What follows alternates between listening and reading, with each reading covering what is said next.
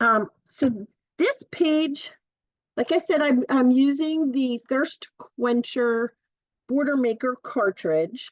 And if you haven't used that yet, this is what it will look like when you cut out a strip. Whoop, it just doesn't want to come apart. It's really super pretty, just adorable. For this particular, and just so you can see, I have a piece of black here somewhere. I don't know what I put, where I put it. Oh, it's underneath. I know most of you know how to use the Border Maker cartridge. You just put your piece of paper into your paper tray, fold the guide to the back, make sure your cartridge goes in your cartridge holder, and just line up. There's a little notch on top and notches on your Border Maker paper holder, and just you'll feel the legs underneath go into the grooves under here, and you're just going to punch, moving your cartridge down. You feel those legs go into each groove, lining up those notches, and you're cutting out the perfect border with your Border Maker cartridge. So you're going to need about 1.5 to do this technique. So what I did was, once you have those punched out, you don't need your Border Maker set yet again. So I have 2 of those punched out. And just get rid of my debris here, my little fun confetti here. Okay. So what I did for this one, I cut out a frame, and I'm just going to move my cheat sheet of directions. So I did use a piece of the gingham paper. I have some white paper. I have some scraps of blue and green that I used for my squares. And basically what you're doing is making squares with the little scene in them.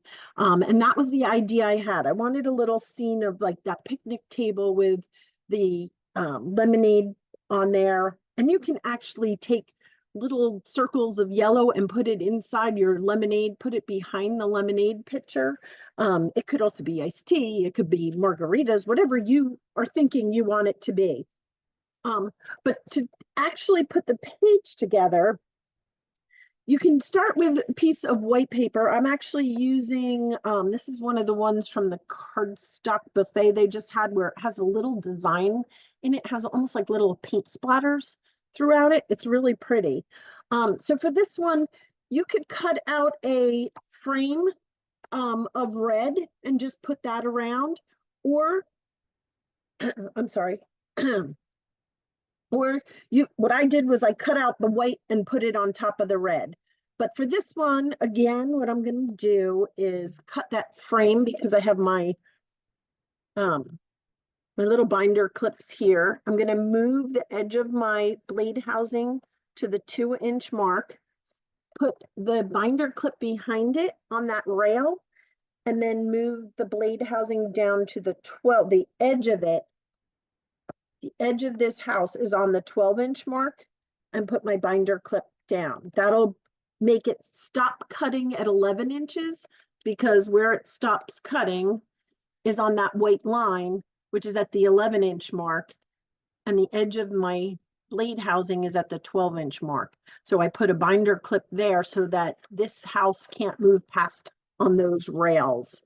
And I'm just going to cut, same thing on the top. It's starting at the 1-inch mark. I'm going to cut a 1-inch frame, same thing as we just did on my last page idea.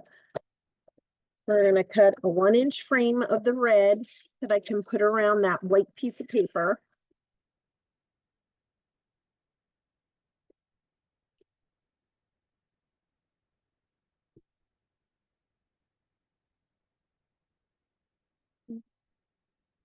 And you're just putting your paper down at that 1-inch mark. I feel like I've been cutting frames all day.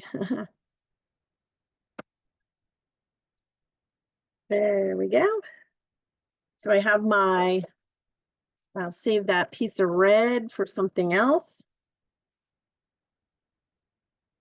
And I'm just going to tape this down to the edges. So I'm just going to put a little tape all the way around my paper. This makes it so much easier.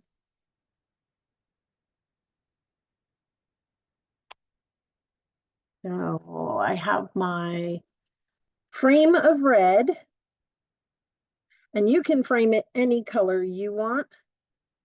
There we go. And then what I did was I created little scenes in this for these squares. So the squares are actually, the squares of color are actually, where's my cheat sheet here?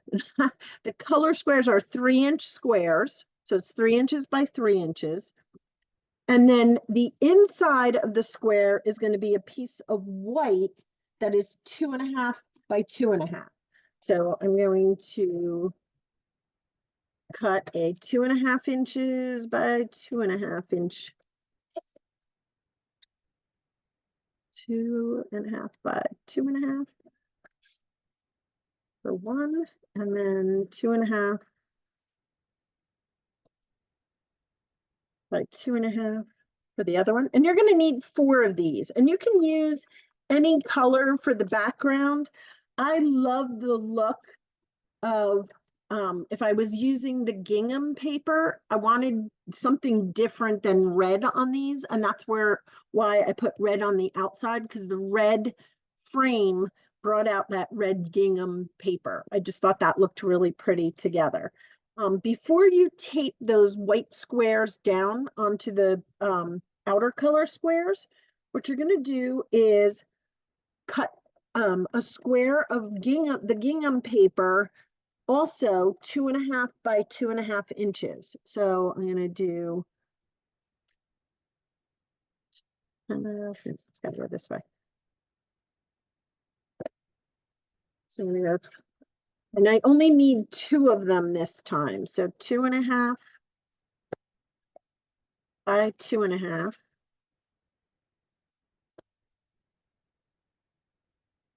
So I have my squares. They're the exact same size as the white. And I only need 2 of them. And then what I'm going to do is I'm going to put them into the trimmer diagonally. So I'm cutting from corner to opposite corner to make 2 triangles. So what you do is put each one of the opposite corners on your cutting line, and it'll cut it perfectly in half. And I need 4 triangles. So I'm just going to cut those from corner to opposite corner. And then I have my 4 triangles. So what I'm doing is building this border that's kind of going to go on my frame. So before I tape down those white squares, what I'm going to do is tape one of the gingham piece of paper, so it looks like a little picnic table, onto that white square, and I'm just lining up the corners,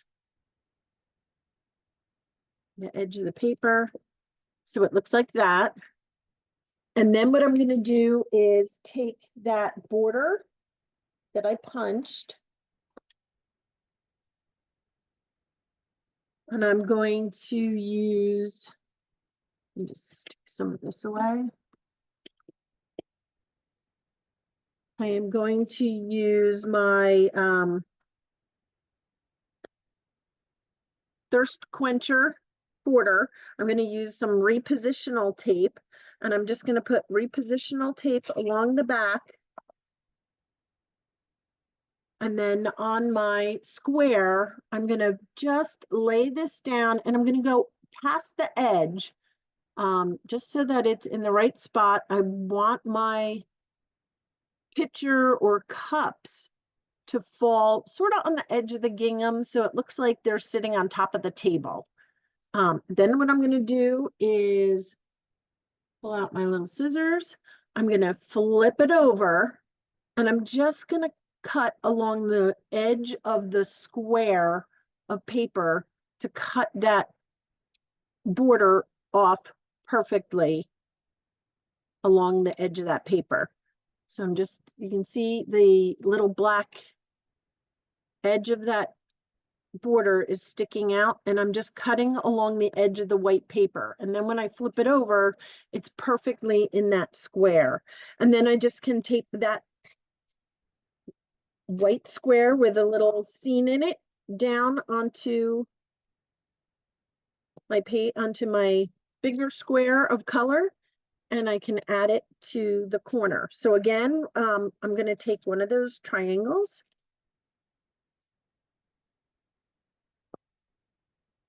and I'm going to put it down in the corner of my square. So it looks like that. And then to make it look more like the table, make sure that's going to fit across. Nope, I'm going to use another piece. I'm going to take my border maker of the thirst quencher. I'm just going to put repositional tape along it. And actually, I'm going to do it so that my pictures are going the other way. So let me put it on tape on the other side. There we go. And I'm going to just fold it in half and stuck to each other. There we go. I'm just going to put it down along the edge of that gingham. So it looks like the little cups and pitchers are on the little tabletop.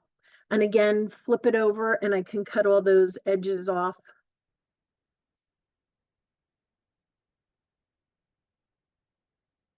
And I just line my scissors along the edge of that little square. And I have this cute little scene.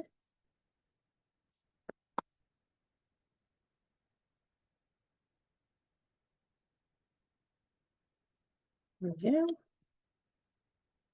That's going to go on my thing. And you can do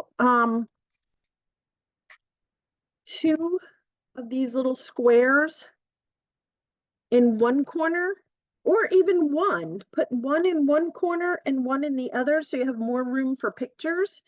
It doesn't have to be all in a row like I did over here. Let me just move this. I did them in a, I can't even talk. I did them in a row because I love the look of it, but it's up to you. If you have a lot of pictures to go on your page and you don't want it to be that busy, you can certainly just do one in each corner of your page, or you can just do two down here. So you have just an opposite look than what you had before. So you can do them across the bottom. That's another option. And then there's another idea which I created with, I just want to cut another square out. 3 by 3. You can use any border cartridge you have. Another idea I had, I wanted to try out the kite punch. This is one of our newer ones. You can also do the kite punch. I did it with a little bit of green grass at the bottom, and that could be your squares. So just a really cute idea. Oh, some of my grass is coming up. You don't have to have grass. It could just be the little kites, but all I did was I took a triangle of the green, like I did the gingham paper, and used my grass border maker cartridge and put it across the bottom, and then added the kite punch, which is one of Creative Memories bigger punches, and just added that. That's where I was using that little lifter stick, one of my new favorite tools. It's got that sticky edge, and I can just lift stick it on and lift the edge of that little bow that goes along the kite tail. So that's what I was using my lifter stick for earlier. But there's another idea you can do. You can interchange them so that you have different scenes going up your page. But really, it's a cute idea, and you can make it with anything. So I hope you create it and post